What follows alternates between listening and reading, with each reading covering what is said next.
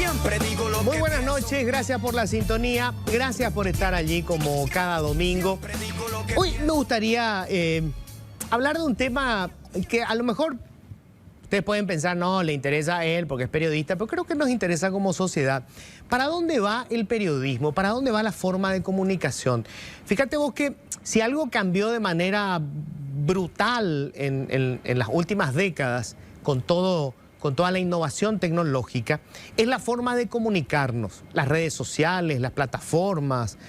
Bueno, caramba, si vos le preguntas a tus hijos adolescentes, si tenés hijos adolescentes, cómo se informan, y bueno, te vas a dar cuenta que no tiene nada que ver con cómo nos informamos nosotros. Vamos a hablar hoy de eso y vamos a hablar con tres colegas que a su manera están innovando, o sea, hacen una forma distinta de comunicación. Y bueno, ¿qué significa eso, verdad? ¿Y cuál es el futuro de esto? Enseguida vamos a tener un reporte también de los efectos del temporal. Tuvimos un diluvio casi, vamos a ver qué pasó. Hay gente que está volviendo a la capital después de haber pasado el fin de semana en San Bernardino, por ejemplo, y está un quilombo, me dicen las calles, así que con mucho cuidado. Usted ya está frente a la pantalla, pero si es que tienen algún familiar que está viniendo, díganle con mucho cuidado. Antes de entrar en el tema, comentario breve de cuestiones que pasaron en la semana y que a veces nos suenan como muy difíciles de masticar porque tiene demasiados números, pero es un tema que nos tiene que preocupar. Vos sabés que nosotros integramos uno de los países con menor cobertura social en materia de jubilación, y esto no es poca cosa. O sea, eso significa que la gran mayoría de la gente que vive en este país, cuando llegue a una edad en la que ya no puede trabajar, no va a tener una jubilación ni una pensión. Va a depender de los parientes. Y esto se vuelve cada vez más complicado porque la gente tiene menos hijos, por lo tanto son menos los que se van a tener que encargar de más cosas. O sea, nosotros tomamos casi como si fuera normal que uno tenga que encargarse de sus padres. Y de hecho lo hacemos. Pero no siempre eso va a ser posible. Y en Paraguay vos sabés que de cada 10 personas que trabajan, solamente 2 tienen el derecho a la jubilación. Es decir, están aportando para jubilarse en algún momento. Pero la cosa es más jodida, porque de los pocos que pueden jubilarse, hay un porcentaje importante que son de la administración pública. Y resulta que el sistema previsional del sector público hoy tiene un déficit brutal que estamos pagando todos. O sea, toda esa gente que nunca se va a jubilar, con sus impuestos hoy está pagando un sistema que está quebrado. En los últimos 10 años de nuestros impuestos se fueron más de 1.100 millones de dólares para pagar el agujero de la caja fiscal. ¿Qué es lo que es la caja fiscal? En realidad no existe como tal, sino que es el aporte que hacen los trabajadores del sector público, entre ellos militares, policías, docentes y todos los que están en los diferentes ministerios, y de eso se paga la jubilación. Resulta que la plata no alcanza, porque además hay una serie de diferencias entre los diferentes sectores que generan unas injusticias terribles y que hacen que el agujero sea todavía más grande. El propio ministro de Economía decía en la semana que, por ejemplo, tenemos una situación que es totalmente absurda. En las Fuerzas Armadas, si un militar de la generación, de una camada, suponer del, qué sé yo, del 95, llega a general, todos los que son de su misma promoción, que no alcanzaron a ser generales, pasan directamente a retiro. Entonces vos tenés un montón de militares que pasan a retiro a los 40, a los 45, a los 46 años. Ya van a retiro. Por lo tanto, dejan de aportar y ya cobran la jubilación. Además, se cortó su carrera. O sea, ellos podían haber hecho una gran carrera militar, ponerle un tipo de 45 años. Además, esta gente muchas veces se formó en otras especialidades. El Estado podía haber hecho uso de esa gente muy eficiente. No, 45 años, chau, se fueron ellos a retiro y le empezamos a pagar la jubilación. Eso, según el ministro de Economía, cuesta 150 millones de dólares por año. En este momento la caja fiscal tiene un agujero de más de 30 millones de dólares por mes. Calcular lo que pudo haber hecho Paraguay con 1.100 millones de dólares en 10 años. Calculá eso en salud, calculá en educación. Se nos caen las escuelas, los hospitales que no tienen medicamentos. 1.100 millones de dólares. Esto se tiene que cambiar, no es fácil. No es fácil, porque tampoco le vamos a cortar todos sus derechos a esta gente que está en el sector público. No funciona así. Hay que encontrar un punto intermedio. Pero además tenemos que solucionar el problema de fondo. El grueso de la gente nunca se va a jubilar. Señores, ese es un derecho básico. Todos tenemos derecho a llegar a cierta edad, a poder retirarnos a nuestras casas y tener una pensión o una jubilación. Hoy eso es, en este país, absolutamente imposible. Bienvenidos, esto es Políticamente Incorrecto. Siempre digo lo que pienso. Bueno, y ya vamos a entrar con quienes integran esta mesa. Esta jovencita que está a mi derecha es una revolución en las redes sociales, en las plataformas.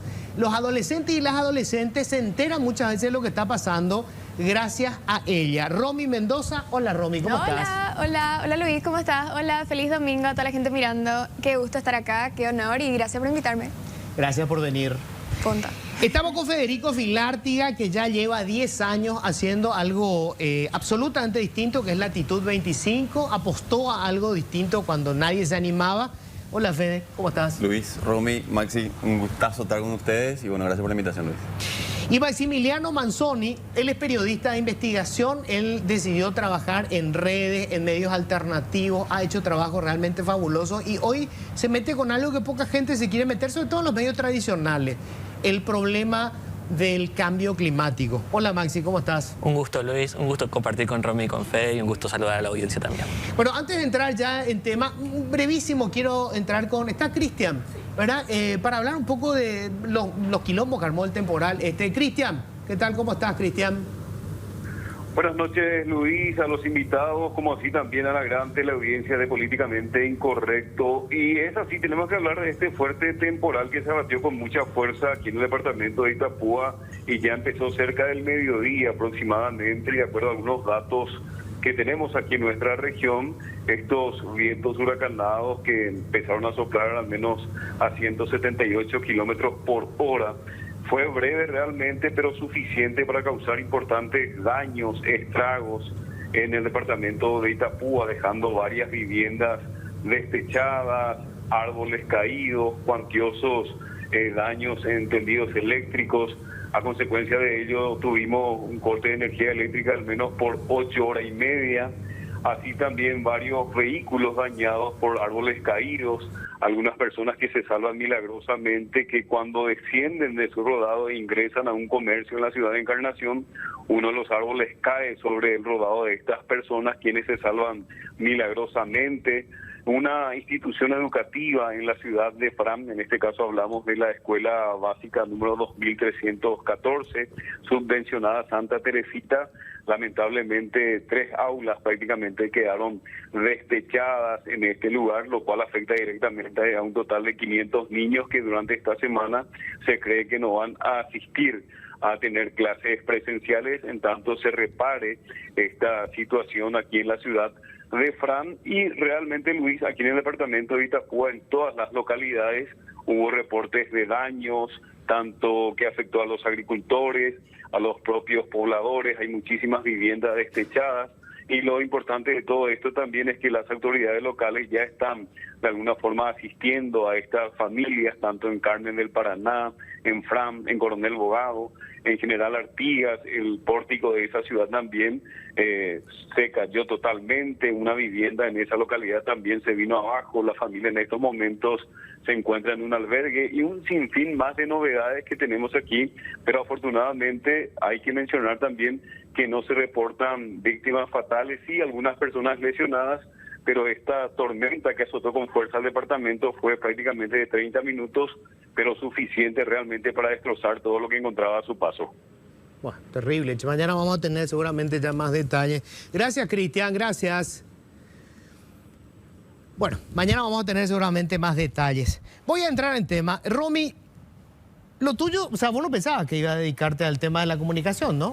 No, de hecho no. Empecé mi carrera hace 3 años, entré al canal en el que estoy haciendo periodismo deportivo Y después empecé a pasar a entretenimiento, a terminar a lo que hago hoy, que es más redes y un poco más de ese estilo de contenido, digamos. Pero definitivamente no estaba en mis planes. ¿Qué es lo que haces? Porque de alguna manera enganchaste con una audiencia de una franja etaria, ay, sonó luego viejo eso de franja etaria, a una edad, digamos, que no es gente que normalmente, una generación que normalmente no está viendo información o entrevistas. Claro. Pero vos haces entrevistas. Hago entrevistas. ¿Cuál es el secreto? Vos creas un personaje. Yo creo que es más como una exageración de partes que, o sea, digamos que cualquier persona podría conectar con ABCD, ¿verdad? Sin embargo, yo creo que sí es una cuestión de saber el lenguaje digital, ¿verdad? Porque al final del día creo que la mayoría de los jóvenes consumen mucho lo que es TikTok o Instagram o lo que sea y ya genera unas ciertas normas y vos tenés que saber conectar con eso para poder entrar, yo creo. Yo creo que va más por ahí. Porque también hay como consumo. Palabras gancho, ¿verdad? Sí, referencias, digamos, de cosas que todos estamos viendo, que por supuesto no se hablan en otros lugares porque, ¿verdad? ¿Por qué se estaría hablando de Claro. eso? Sin embargo, como vos vivís eso y ellos también, por ahí entras, digamos. Enganchan contigo. Claro. Fede, 10 años intentando hacer esto fuera de los medios tradicionales. Así es. ¿Qué 10 tal? años. ¿Y te funciona? Me funciona. Afortunadamente sí. Fue un desafío encontrar la manera. No he tenido que fue un desafío enorme porque creo que para todo proyecto periodístico el secreto está en cómo encontrar esa receta de la sostenibilidad, la sostenibilidad financiera básicamente. Sobre todo, sí. Sobre todo. Nosotros a lo largo de 10 años desarrollamos un modelo de negocio que sea más híbrido, ¿verdad? Que de alguna manera también nos permita trabajar brindando servicios audiovisuales o de creatividad. O sea, ustedes no operando viven, como- no viven de la publicidad. En parte. No, Sí. Claro, Sí, claro la que tenemos publicidad. alianzas de contenido, pero es un enfoque que tratamos de que sea un aporte más, un valor agregado al tema de la publicidad. No es que nos quedamos solamente en las menciones o en la publicidad vendiendo audiencia, porque yo como medio alternativo tengo una llegada considerablemente inferior a lo que tiene un medio masivo, Claro. un medio tradicional. Y es necesario entender eso cuando uno emprende una cosa así, ¿verdad? Porque si no te vas a estar engañando y vas a pensar que porque todos estamos en redes sociales podemos alcanzar lo mismo y no es así, ¿verdad? Yo creo que el secreto está ahí en entender dos cosas. Uno, cómo hacer para ir construyendo una audiencia orgánicamente y que esa audiencia sea lo más fiel, digamos, a lo que uno quiere construir. Por eso que hay veces que de repente hay medios que están iniciando que compran cuentas que eran antiguas cuentas de memes, por ejemplo, que tienen 300.000 seguidores. Y eso no se traduce realmente en la interacción de esa gente, porque esa gente estaba haciendo otra cosa, ¿verdad? Entonces, cuando empieza a seguir una marca, cuando cambian digamos, el usuario y Claro. el contenido de ese Claro. usuario que tiene 300.000, ese bolsón de audiencia, eso no se traduce realmente en interacción, eso no es una audiencia real, ¿verdad? Entonces, creo que el secreto, uno, es primeramente entender y construir una audiencia orgánica y que sea real, y por otro lado, encontrar un modelo de negocio que sea un modelo que sea ajustado a tus necesidades, digamos, ¿verdad? Nosotros hoy básicamente lo que hacemos es tener un modelo híbrido donde tenemos un poco de servicios, brindamos servicios servicios audiovisuales, de creatividad, etcétera. Después una franja importante de los ingresos viene por alianzas de contenido con marcas y otro poco también relativo a cooperación internacional, fondos de fomento de proyectos periodísticos internacionales, ¿verdad? Que cada vía de sostenibilidad, digamos, tiene su particularidad, tiene sus ventajas y en 10 años nos ha resultado muy bien, digamos, esa sinergia porque vos mismo lo dijiste recién antes de empezar el programa, hacer periodismo es caro, hacer audiovisual es más caro aún. Claro. Y creo que hay algo que mucha gente sabrá mucho mejor que yo, que emprender en este país es dificilísimo. Emprender en medios es aún más complicado, así que... ¿Cómo se hace, Maxi, para... A ver, yo soy decíamos fuera de micrófono, me cuesta tanto entender este mundo porque soy del último cuarto de siglo, del siglo XX y del primer cuarto de siglo del siglo XXI.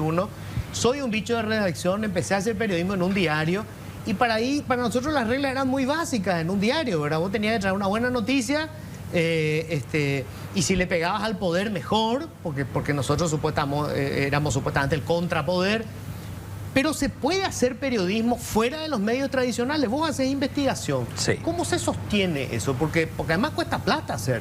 Cuesta dinero, pero sobre todo también entender las necesidades percibidas de la audiencia. Nosotros en Consenso, que es una newsletter sobre clima, justicia y desinformación, nos hemos decidido separar de la vorágine de las redes sociales porque entendíamos que había una necesidad y una distancia entre la cobertura mediática alrededor del clima y sobre todo el clima como mirada, no el clima como un tema. Es decir, clima y fútbol, pensemos nomás en la última Copa América donde un árbitro termina colapsado de calor. Esa es una conversación sobre las redacciones deportivas y la cobertura del clima. Pensemos, por ejemplo, también lo que sucedió hace poco con las inundaciones en Puerto Olimpo y alrededor de los hospitales, cómo estamos construyendo en los hospitales. Lo que acabas de mostrar sobre el temporal y el impacto que eso tiene en la vida diaria de la gente. Entonces, Consenso entiende de que al hablar de clima hablamos de un desafío posiblemente el más grande de nuestra civilización y que el periodismo de investigación puede ser un periodismo de investigación con un impacto sobre todo muy dirigido si uno conoce a su público y conoce las necesidades de su público. Entonces, existe un periodismo de investigación que por supuesto que es caro, sobre todo que va a contramano de esta vorágine del click, esta vorágine de estar todo el día detrás del breaking news, como se diría en inglés, pero sobre todo que permite generar relaciones de confianza que al final son las que te garantizan la sostenibilidad. Nosotros desde Consenso trabajamos con suscripciones pagas, es decir, nosotros tenemos 600 suscriptores que pagan alrededor de 40.000 guaraníes mensuales, la gran parte de ellos, y a su vez también accedemos a fondos de investigación periodística para trabajar temas, sobre todo temas que exigen ir a territorio, como por ejemplo minería de litio, créditos de carbono, calectales.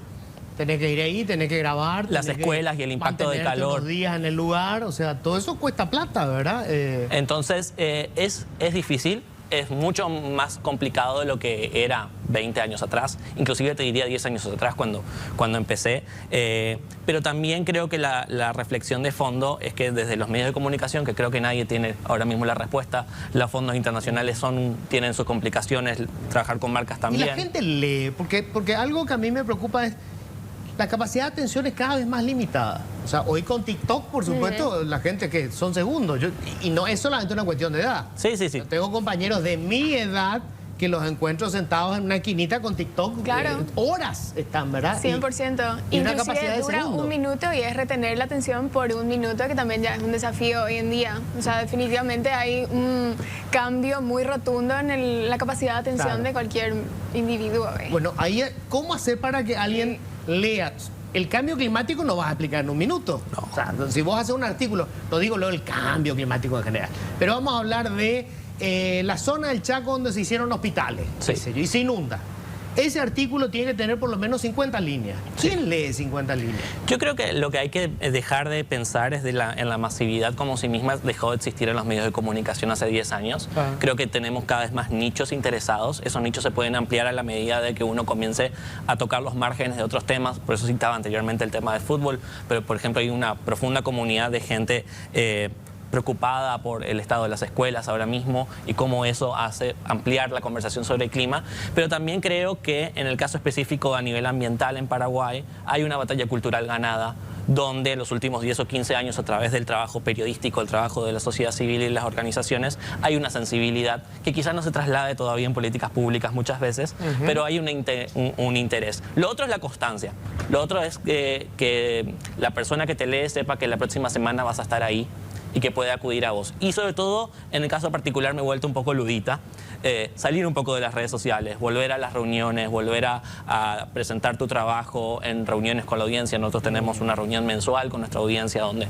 le presentamos lo que hacemos y lo que queremos hacer. Y eso genera también una relación de confianza en un momento donde vemos una distancia y sobre todo de que las noticias repelen, ¿no? La gente no quiere consumir noticias porque estás compitiendo al mismo tiempo tu newsletter, estás compitiendo al mismo tiempo con YouTube, con Netflix, con los canales de streaming en general. Ahora, Romy, ¿cuánta gente te ve y te sigue? Ahora mismo tengo así como 180.000 seguidores. Ya, ¿eso es en cuál de las plataformas? En Instagram. En Instagram. O sea, vos haces estas entrevistas. Yo vi una entrevista a Martini que me pareció deliciosa. Sí, increíble. Eso, por ejemplo, ¿en qué plataforma está? Eso va a YouTube. Ah, Y eso va a dura YouTube. una hora y media. Y eso ¿Eso vos rentabilizás, o sea, o lo haces por amor a la camiseta? ¿Cómo es? Y es como que, a ver, yo trabajo en un canal, recibo mi sueldo de parte del canal Sí. y es como va más apuntado ahí. No es un proyecto independiente que tengo, entonces no puedo rentabilizar independientemente, digamos. Forma parte del programa. Claro. Ah, O sea, ya. es un programa. Eso. No es un canal, digamos, no tenés un canal vos en redes que sea tuyo y que vos haces las entrevistas. Claro, en mis redes es otro estilo de contenido, voy más así a cosas como monólogos, digamos, pero cortos. Pero no, en este momento no, sí está en mis planes futuros, digamos. ¿Y cómo tanteas? ¿Cómo sabes si la gente te sigue o no te sigue? ¿Vas cambiando de acuerdo con el gusto de ellos o las cosas que a vos te interesan? Y yo creo que en ese sentido soy como una persona bastante distinta a mis otros colegas, digamos, creadores de contenido, porque yo no soy tanto creadora, sino más destructora, así yo me considero. Es como cosas que en teoría no veo a otra gente haciendo. No me gusta, por ejemplo, correr con las tendencias, sin embargo, en ese proceso es que conectás, y así empecé, de hecho, con gente que está buscando justamente algo distinto, algo un poco más distendido, un poco más honesto, no tan estructurado, pero a la vez que tiene así un toque distinto. Por ejemplo, en TikTok, como acabas de mencionar, los videos más famosos, que más se ven, duran 1 minuto, sin embargo, mi primer video duraba 6 minutos y medio. Y es como algo que Una mantengo eternidad. hasta ahora, claro, una eternidad. Un largometraje, según esas eso. normas, ¿verdad? Pero, Una telenovela turca. sí. Yo creo que es cuestión de ir, no sé, nadando con los flujos de la corriente de las cosas que están pasando, ¿verdad? Y las cosas que la gente necesita también, porque hay saturación de repente, entonces es así, viendo lo que a la gente le gusta, lo que la gente rechaza y jugar ahí en el medio, digamos. ¿Y cómo Creo que ven ustedes a los medios tradicionales? ¿Puedo aportar algo lo que sí, decía Romy recién? por Yo creo favor. que Romy aporta algo al entorno digital que creo que es súper valioso, que es el concepto de sin miedo al cringe. O sea, Sí. que ¿Qué creo que quiere es algo calzado sin sin miedo eso, al qué? cringe. O sea, sin miedo al que dirán, sin miedo a que te juzguen, sin miedo a que estés en el ojo de la crítica permanente porque sos vaira, porque hablas mal, porque no sé qué cuánto. O sea, Es libre. Es libre. O sea, y ella se banca. Recién te decía ella que no es un personaje, Sos ¿verdad? víctima de bullying en Y la claro, red. qué sé Pero yo. todos, eso se trata Todos. justamente, este entorno digital, ¿entendés? Donde uno tiene que plantear y sostener algo. Claro. Plantear y sostener ya sea un personaje o ya sea ese superlativo que presenta ella, por ejemplo. Claro, la su- propuesta. La propuesta. 100%, porque en el momento en donde dejas que eso te entre es donde te vas justamente moldeando otra vez con la corriente, y el objetivo, al menos que yo tengo, mi personalidad es Romper la corriente. todo lo contrario. Y te decía eso porque yo creo que lo que está planteando ella de verdad es un asunto fenomenológico, porque creo que cuando yo grabé Los Mitos y Leyendas, la entrevista que hacemos en una lomitería con Romy, Ah. yo el primer llamado que recibí cuando comuniqué eso, el de mis sobrinas, que me dijeron: tío Fede, me vas a llevar porque va a estar Romy en la lomitería, nena de 12, 13, 15 años, ¿verdad? Y estuvieron ahí con una platea, Romy estuvo con una platea, justamente ahí estamos viendo en pantalla la entrevista de Romy, ¿verdad? Sí. Y fue un episodio donde se generó una reacción orgánica con la gente increíble, ¿verdad? Porque de alguna manera logró Romy decodificar qué es lo que la gente está, o sea, la generación de ella, ¿verdad? Cómo está tratando qué conectar. temas está buscando. más En que el nada. tono, más allá también del tema, porque yo la he escuchado a ella hablar de filosofía, por ejemplo, Claro. que hace mucho no veía a alguien teniendo tanto alcance discutiendo temas filosóficos, que va a contramano de la idea de que el contenido en redes sociales es solamente una boludez y demás. Y eso también tiene que ver en el hecho de que hay un contenido detrás y el tono va en marco del contenido. Entonces yo creo que lo que se logra es la autenticidad. Es decir, más allá del tema que estés hablando, vos específicamente, soy muy fan tuyo.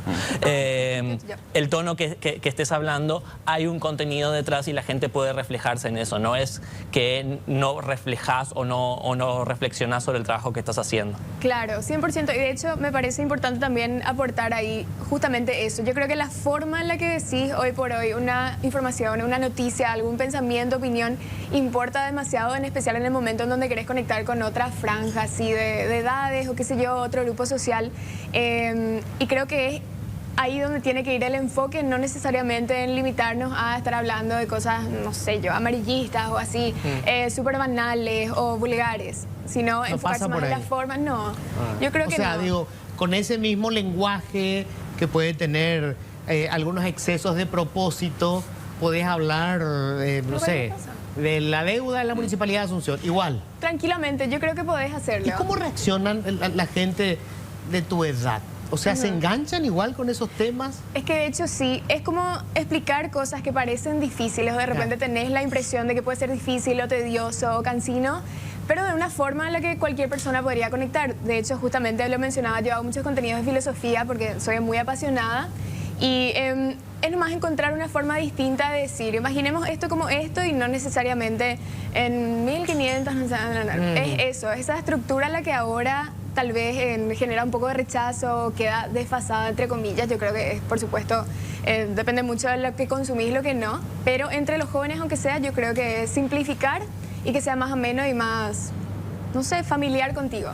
Ahora, ¿cómo ven ustedes a los medios tradicionales? Yo sigo insistiendo, como soy un dinosaurio de otro tiempo, ¿verdad? Me cuesta mucho ver qué va a pasar si, por ejemplo, los diarios desaparecen. Vamos a suponer, porque los diarios están pasando por una situación económica muy difícil. El negocio de la prensa escrita está en crisis, ¿verdad? Porque creo que cometió la estupidez de meter en las redes sociales gratis el contenido y ya nadie quiere pagar por eso. Construimos en terreno ajeno. Exacto. Entonces cuesta caro eso, ¿verdad? Yo me pregunto qué hacemos sin diarios, porque los diarios son los que hacen la investigación de fondo, porque tienen los recursos, porque tienen el músculo para hacerlo, ¿verdad?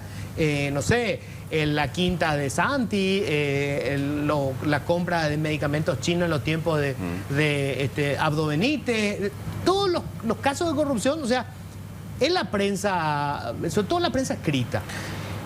¿Qué va a pasar con eso? Yo no creo que eso digamos, muera como formato. A lo mejor el papel se vuelve un formato un poco más elitista, te diría, que bajo suscripción también los lectores, los amantes de la lectura de diario físico... Serán pocos los que compren. Serán pocos los que compren, pero el formato en sí, o sea, el oficio de sentarse a redactar creo que no va a tener una fecha de caducidad, ¿verdad? Sí, ni hablar de la televisión, vos mismo lo dijiste antes de empezar, la televisión todavía sigue siendo el rey de la audiencia, ¿verdad? Sí. Pero los formatos claramente están cambiando. Los formatos, la dinámica de cómo conseguir la información está cambiando. O sea, cuando yo era productor en el 2000, no sé, mediados de los 2000, todo era en base a lo que se publicaba en el diario impreso. Sin embargo, hoy las redes sociales es la que impone la agenda finalmente, ¿verdad? Entonces vos te puedes nutrir de algunos que otros temas, pero el productor está permanentemente scrolleando en X o en otras plataformas donde las propias autoridades están utilizando como plataforma de difusión de la primicia, digamos, ¿verdad? Entonces es como que está cambiando mucho la metodología, y para los periodistas que ya tenemos décadas en esto, de repente tenemos, digamos, la suerte de poder conocer lo que fue la era analógica de hacer periodismo y lo que es ya la era digital. Yo no lo veo con tanta nostalgia igual, ¿eh? O sea, pensando nomás en el hecho. Yo creo que algo que me genera los medios tradicionales es que se confunde muchas veces seriedad con solemnidad. Los medios tradicionales muchas veces es como que son muy solemnes en su trabajo y no significa eso necesariamente seriedad, y sin embargo se puede justamente producir un contenido con un tono mucho más campechano, mucho más cercano también al lenguaje de la gente en lo cotidiano, ¿no? Y creo que eso, en esa distancia también se genera la desconfianza, ¿no? Muy pontificante. Por otro lado, creo que los medios tradicionales siguen teniendo este efecto cascada, donde siguen marcando agenda, ya sea que un trabajo que ha hecho Luis, después termina eso en redes sociales, luego eso vuelve a generar también como un consenso alrededor de la importancia de las cosas. En ese sentido, creo que lo que debe cambiar es cómo calculamos el impacto del trabajo que hacemos, el impacto que va más allá de los clics y más allá de los puntos de rating. Yo creo que eso sí, a mí me sorprende, por ejemplo, este programa, mucha gente que no ve el programa, sino que ve después la repercusión en las redes sociales, que yo no sé ni quién sube, ¿verdad? De repente hay gente que toma así una partecita y va subiendo y tiene es otro mundo que se va multiplicando, ¿verdad? Y tiene su propia lógica. Que tengo que hacer la pausa, ¿verdad? Bueno, eso es lo malo, viste, que en la televisión abierta se puede hacer la pausa. Bueno, ¿cómo manejan cuando se trabaja en las redes? Obviamente, a diferencia de los medios, digamos, tradicionales, está más expuesto a lo que diga la otra parte, ¿verdad? Porque tenés la reacción directa, ¿verdad? ¿Cómo manejas eso siendo tan joven? Porque además te deben pegar en un montón tonterías, ¿verdad? De muchas cuestiones formas. que pueden ser bien profundas hasta pavadas. ¿Por qué usa el pelo así o qué sé yo, verdad? Yo creo que de repente es un poco vidrioso eso, porque se vuelve muy adictivo. Ah. Es como que el cerebro recibe muchos likes, digamos, y es como te genera algo que yo no sé ni bien cómo explicar. Sin embargo, te puede llegar a hacer mal, es como así, puedes volverte dependiente. En mi caso, Necesitas igual, like, sí o sí. Necesitas o likes, o de repente no estás recibiendo algo opositorio a lo que pensás y vos decís, bueno, ya no soy relevante, ¿entendés? Estoy pasando en una burbuja, estoy flotando en la intemperie. Es de diferentes formas como que se va recibiendo. Sin embargo, lo que yo hago es trato de evitar entrar ahí.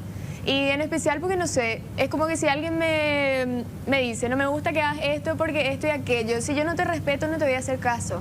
Entonces, muy en esa mentalidad estoy yo. Entonces, trato de evitar o de repente digo, bueno, ¿y qué va a decir nomás luego? Tengo una relación así muy fría, digamos, con eso últimamente. Pero es medio estresante esto de... sobre todo, digamos, para comercializar cualquier actividad, siempre vos necesitas un consumidor y algún producto que se vende, ¿verdad? Yo veo en algunos casos las redes sociales, es casi un supermercado. O sea, hay gente que yo digo, Dios mío, pobre gente, desde que se levanta está vendiendo algún producto, ¿verdad? Hasta que se va a la cama. Eso debe ser pero terriblemente agotador. es terriblemente A mí me agotador, cansa pero es leer súper todo rentable. esto. Es súper rentable, o sea, hay personas, hay creadores de contenido hoy que están trabajando con 10, 15, 20 marcas y ganan, no sé, una ponchada de dinero que también eso es importante entender, ¿verdad? Que el secreto de esto también muchas veces es cómo te renovas permanentemente en el contenido que haces, porque la creatividad se agota.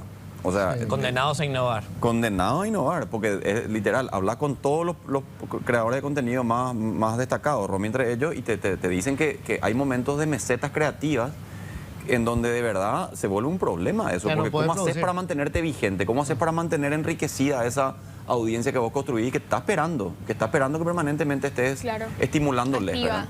Y que las marcas también tenés que mantener tus métricas, porque si no mantenés las métricas, La métrica es la las cantidad métricas son los números favorecedores de tu contenido. Cantidad de likes, cantidad de comentarios. Que ahí es el compartidos. problema de fondo, creo, que hemos todavía trasladado el modelo del cual se calculaba el impacto en los 90 a las redacciones de un mundo que ya no existe, un mundo destruido por las grandes plataformas tecnológicas que se robaron toda la publicidad en los últimos 15 años. Sí. Entonces, respecto a eso, yo soy una persona que empezó haciendo periodismo haciendo afiches en Facebook, o sea, he hecho todo, de Sí. afiches en Facebook hasta guiones de podcast. Creo que uno es dejar de pensar de que lo que sucede allí es toda la realidad, es parte de la realidad lo que sucede a nivel digital.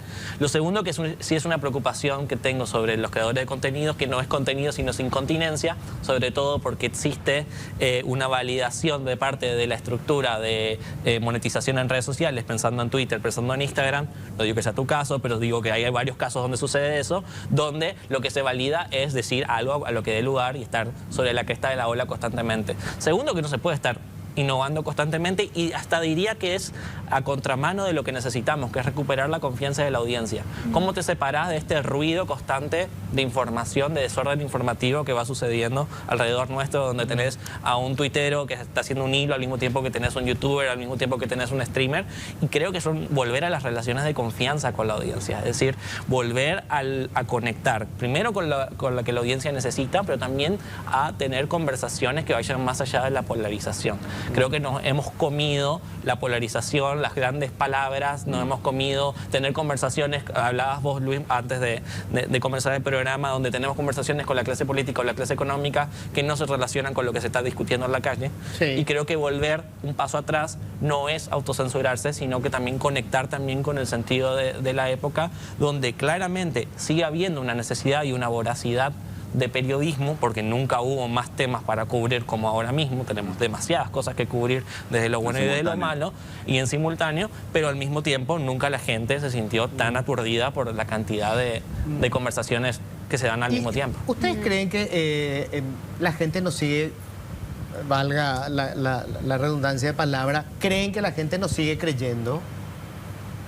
Yo creo que sí, o sea, depende mucho, yo creo, nuevamente del estilo, de la forma en la que comunicas, pero me parece también como una paranoia no tan real pensar que los influencers, digamos, o todos los creadores de contenido van a reemplazar a los periodistas o viceversa. Si es que al salir un poco mirando objetivamente, yo creo que ambas cosas se complementan perfectamente y ambas cosas pueden crecer inclusive más si es que se da, digamos, se presta uno a escuchar uno del otro. Capaz un creador de contenido puede favorecerse con las estructuras de un periodista y un periodista se puede favorecer con el lenguaje tal vez de un creador de contenido. Y ahí es donde ambas cosas se alianzan. Sin embargo, creo que hay así mucha guerra, digamos, en esos aspectos. Sí, yo de hecho no creo que es distinto un influencer de un periodista. Creo No, que, claro. que la gente diferencia eso. Que de hecho hay todo un 100%. debate en relación a la figura del influencer, Luis, porque muchos se hacen llamar influencers, pero en realidad vos le tenés que dejar a la audiencia que te haga, que te convierta en un influenciador. Porque vos no Claro. podés autodefinirte como Sí. influencer. Bueno, Entonces, me facturado. autopercibo. Pero además- Me autopercibo influencer. O sea, porque ¿Entendés? Vos sos creador de influencer- contenido. claro, influencer quiere decir que influye. Pero, Claro. claro, pero vos tenés que... No es solamente que tenga seguidores. Claro, que influye, que tiene algún tipo de peso, digamos, en la opinión pública. Pero igual yo no creo que eso exista en Paraguay, aunque sea, no creo que exista. No, vos sos una influenciadora. creo. No, pero, o sea, yo creo que testimonios como el tuyo, por ejemplo, lograron impactar positivamente en un segmento de la población Claro. muy positivamente. Lo que ¿verdad? se acabó es la masividad. Ahora lo que tenemos Sí, son las segmentaciones. Pero yo lo que sí creo que no hay que perder de vista en esta discusión es desde el ámbito periodístico, ¿verdad? Hablamos mucho de creatividad y de formatos innovadores y demás, pero acá hay una cuestión muy importante a tener en cuenta que es la cuestión de la metodología periodística, que eso no se reemplaza así nomás. O sea, por algo todavía eso No, de hecho, sigue creo que no siendo se la puede. piedra No se puede angular, claro, sigue siendo la piedra angular de los periodistas que se han vuelto, que han construido audiencias enormes en redes sociales. Inclusive hay periodistas que trabajan de periodistas, pero que tienen un alter ego en redes sociales, cocinan en redes sociales y no hacen nada que tenga que ver con lo periodístico, ¿verdad? Pero el que crea contenido periodístico o de realidad, de alguna manera, o medio inclusive, más aún, tenemos que mantener, o sea, tenemos que tener muy presente la cuestión de la metodología periodística vinculada al rigor. Claro. Porque si no es muy fácil perder de vista eso y publicar cualquier cosa y no te distinga Claro. con cualquier otro Ahora, producto ¿qué le de llega a contenido. la gente? Es algo muy extraño, porque me pasa a menudo no sé, asisto a algún lugar donde hay gente que tiene un trabajo muy formal, qué sé yo, diplomático. Y me dice, lo veo siempre. Y, gracias, sí, estamos haciendo. No, el programa de los lunes a la noche. Que es un programa en joda que hacemos con Santi y con Fito, ¿verdad? Sí. Pero resulta que de repente, ¿qué engancha con la gente? A veces tiene que ver con eso, ¿verdad? Con un perfil distinto que el programa formal que hacemos cuando estamos como Claro. periodistas, ¿verdad? Pero que no deja de ser serio. O sea, yo he visto tu programa a la noche y han tenido conversaciones serias sobre tópicos que son relevantes a la opinión pública, solamente que con menos formato, Pomposidad. claro, con Sí, menos pomposidad. Solo que con Fito Cabral, que tampoco. Pero bueno. Pero hay, por ejemplo, para sumar más otro elemento, ¿verdad? El tema de la desinformación hoy, ¿verdad? Porque el tema de la desinformación, Luis... ¿Cómo manejar eso? Qué complicado, Ojo que muchos cuestionan la figura de la desinformación. Sí. Niegan, relativizan, dicen, no, pero eso es una cercenan la libertad de expresión. Y ese es un elemento que tenemos que considerar también tanto para periodistas como para creadores de contenido. Porque el creador de contenido, si no es riguroso con su línea de contenido y con la base argumental que está implementando, termina siendo un factor muy contraproducente también para se vuelve un destructor de contenido, como decía Romy, Claro. ¿verdad? Un destructor de contenido, un destructor de opinión pública. Y eso hoy, ni hablar, abundan en el entorno digital, ¿verdad?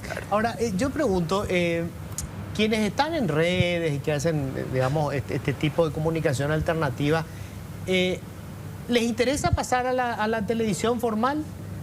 Porque antes era más o menos, empezamos así para llegar a la televisión formal. Hoy se está dando a la inversa. Sí. Gente que están en los medios formales y que aprovechan eso para poder pasarse a las redes, al revés. Yo creo que depende mucho de cuál es tu intención también en el mundo. En mi caso, por ejemplo, sí, o sea, a mí me encantaría formalizar, de hecho empecé queriendo escribir, o sea, tengo muchas cosas de lo tradicional. ¿Vos querés Sin hacer embargo. periodismo? Claro, por supuesto, Periodismo estoy estudiando formal. luego, de hecho. Ah.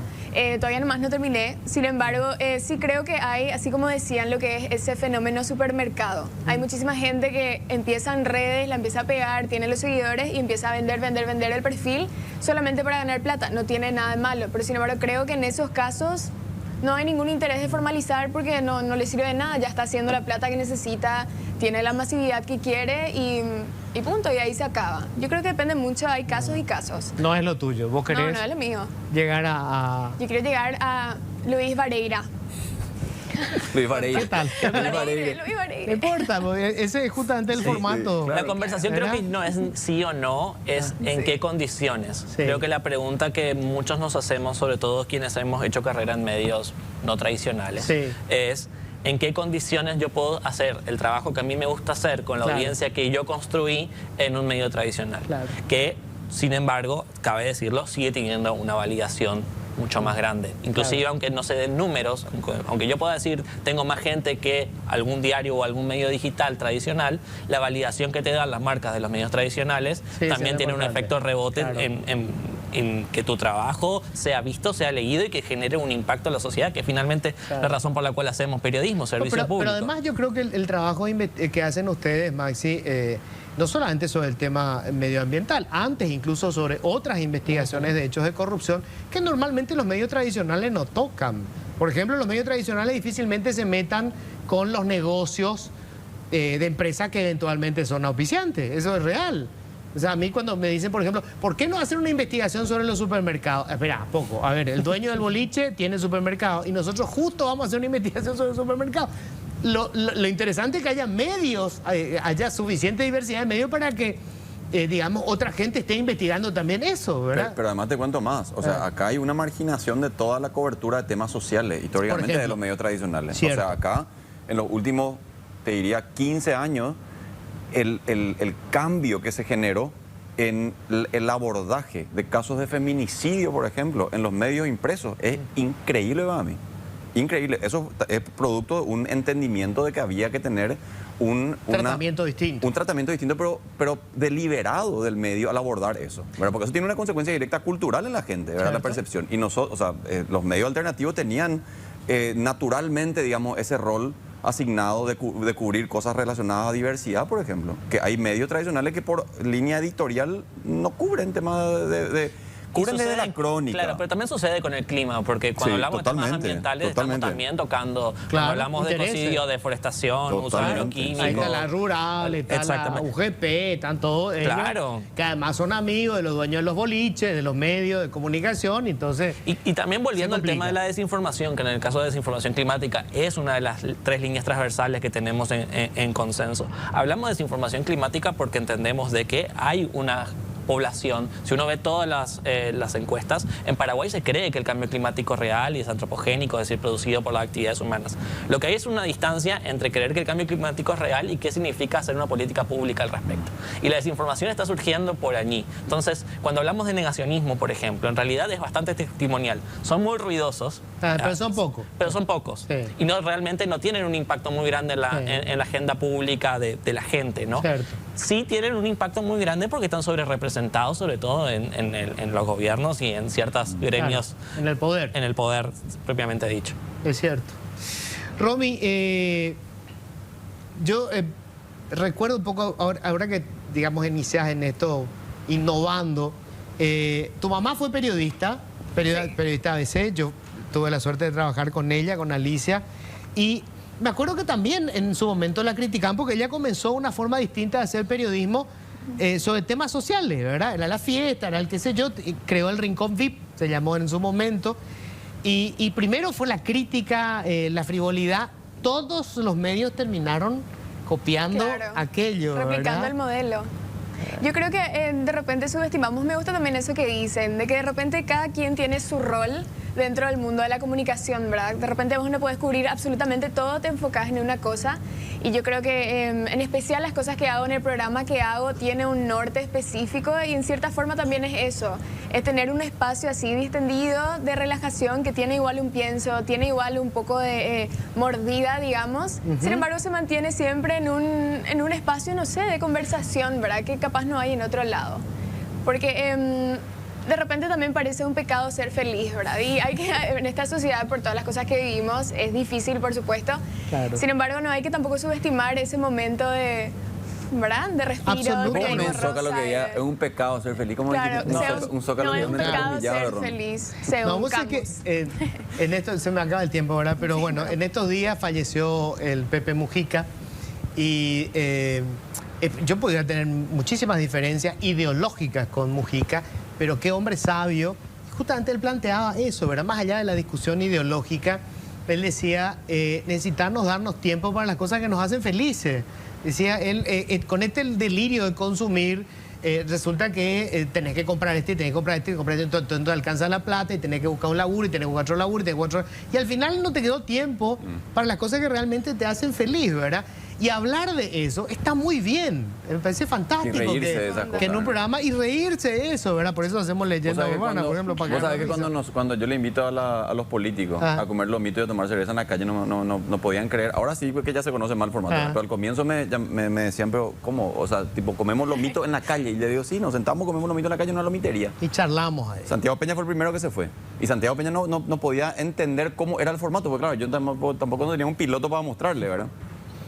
Y bueno, y se fue así. Y cuando están ahí... ¿Y volvió? Nunca más. Volvió una segunda vez. Ah, estuvo. Volvió una segunda vez. Pero cuando están en ese momento, en ese lugar, se ocurre algo. Vos estuviste en la mesa de los mitos. Sí, me acuerdo, claro. Y ocurre algo ahí que inhibe naturalmente a la persona. Yo no sé si es la gente de alrededor, que son personas que se van a la lomitería a comer un lomito y somos que están al lado. gregarios. Claro. Sí. Cuando nos encontramos alrededor del fogón hace millones de años, 100%. Entendimos que ese es el modo de contar las historias. Yo no sé si es mostrarse en cámara comiendo lo que tanto le inhibe a la persona, porque mira que se han ido políticos de raza y toditos se inhiben, claro, se cuidan como comen, ¿verdad? Hay algunos que son más desvergonzados. Pero yo no sé si es la persona, el ciudadano de a pie que está al lado de la autoridad y que interrumpe la entrevista y pregunta también a la autoridad. Entonces, a lo mejor esa conciencia de saber que no está en un estudio de televisión, todo controlado, donde sabe que él va a tener el control, digamos, de la charla, le es un inhibe, experimento controlado. Sí, un experimento social interesante. Bueno, entendí, Jenny, nos tengo que ir ya. Bueno, gracias, Che, qué placer, realmente, me encantó. Me encantó. Gracias por la invitación. Gracias a vos, Luis. Gracias. Gracias. Te esperamos en breve por acá. Dios mío, qué vivo. Bueno, volvió del Vaticano, ya está con nosotros Iván. Hola Iván, ¿cómo estás? Muy bien, Luis, de vuelta a nuestra no tan alegre realidad, pero bueno, es lo que nos toca. Primero permíteme felicitarte, Iván. Qué trabajo espectacular. Aplauso de todos los sectores, realmente. Gran trabajo, Iván, fantástico. Muchas gracias, Luis. Una experiencia que realmente va a quedar, no voy a olvidar, y el trabajo que fue posible gracias al apoyo de todos acá y el equipo que estuvo allá en Roma conmigo. Bueno, hoy ya no vamos a hablar del Papa. No, ya no hablamos del Papa, que hoy ya inició su pontificado oficialmente. Vamos a hablar del Pepe Mujica, que en algún momento estuvo entrevistado para Políticamente Incorrecto. Fuiste al 2012 hasta su chacra y es en verdad una entrevista deliciosa, parafraseándote, por lo que queremos recordar esa entrevista por el mensaje que deja el Pepe. Bueno, vamos a compartir. Ex guerrillero tupamaro, ex diputado, ex senador, ex ministro de Agricultura y Ganadería, hoy presidente de la República del Uruguay. Un equipo de Telefuturo y Última Hora llegó hasta el lugar para conversar con quien está catalogado como el presidente más pobre del mundo. La chacra en la que cultiva flores ni siquiera es suya, pertenece a su mujer. Su único patrimonio físico es un viejo escarabajo, eso y su perra Manuela. ¿Por qué el hombre más poderoso de todo un país vive casi en condición de pobreza? Sí, responde a una manera de ver el mundo que no es un invento mío. Es más viejo que el agujero del mate, basta leer a Epicurio, a Séneca. Séneca decía, pobre no es el que tiene poco, sino el que desea mucho, porque se pasa la vida deseando y no viviendo. Y no hago una apología de la miseria, no. Hago una apología de la simplicidad, de darle importancia a las cosas fundamentales de la vida, pero tener tiempo para vivir. Esa es la libertad. De repente a usted le gusta jugar al fútbol, al otro pescar. Tener tiempo para hacer las cosas que a usted le gustan. No tener que vivir para trabajar y pagar cuota y dale que es tarde y no alcanza y tiene un trabajo y mejor conseguir dos y trabaja 14 horas si es posible y no tiene tiempo ni para sus hijos, ni para su mujer, ni para sus amigos. No, eso no es vida. Mujica dona el 85% de su salario porque dice que no necesita más para vivir. Confiesa que tanta pompa y boato en las cumbres presidenciales le producen fastidio y hace una dura crítica a los protocolos del poder a los que considera una rémora del pasado.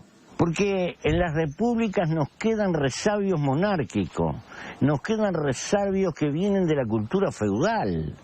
El señor presidente necesita toda una corte, todo un pamento, toda una cosa. Como me dijo un expresidente, la presidencia tiene que estar rodeada de un hálito de misterio. ¿Qué misterio me vení? ¿Qué misterio me vení cuando somos todos iguales? Es una función que tiene importancia, pero no es un dios, no es un monarca, no es... Pienso que esas cosas están enredadas y uno no tiene que poner distancia. Yo soy progresista y he luchado por la igualdad, definiendo la igualdad no por la identidad que todos sean iguales, sino por el que la gente tenga la oportunidad de arrancar más o menos en una misma línea, que tenga el mismo grado de oportunidades. Por lo menos eso como sueño o como utopía. Estoy muy lejos de eso. Yo tengo que vivir como vive el conjunto de mi pueblo y de la gente por la cual yo lucho. Porque si yo lucho por una economía solidaria, si lucho para que los más sumergidos tengan condiciones de vida mejores que las que tienen hoy, y yo no se las puedo lograr, apenas logro alguna mejora, pero estoy muy lejos, no tengo derecho. Yo considero que moralmente yo no tengo derecho a distanciarme en la forma de vida de la gente, de lo que le toca como peripecia a la gente común y corriente de mi pueblo. Cuando ellos vivan mejor, en todo caso yo podré gastar algún peso más, pero antes no tiene sentido. Mujica estuvo preso en 4 oportunidades, en 2 se fugó. En total fueron casi 11 años de encierro. Notablemente, esa experiencia traumática, él la considera su mejor capital. Si yo no hubiera vivido lo que he vivido, tal vez no sería así. Y con esto le quiero transmitir de que el hombre aprende más del dolor que de la bonanza. Mucho más. Cuando las cosas vienen bien, nos envalentonamos y nos creemos que todo es fenomenal y eso. Y sin embargo aprendemos mucho más de las derrotas y del dolor, porque por lo menos aprendemos a ser humildes y a revisar las cosas en las que pensamos, a no ser fanáticos, a respetar a los demás aunque piensen distinto. Si yo no hubiera vivido una peripecia tan dura como fueron los años de dictadura, tal vez hoy no pensaría así. Así que mire, por eso le agradezco a la vida.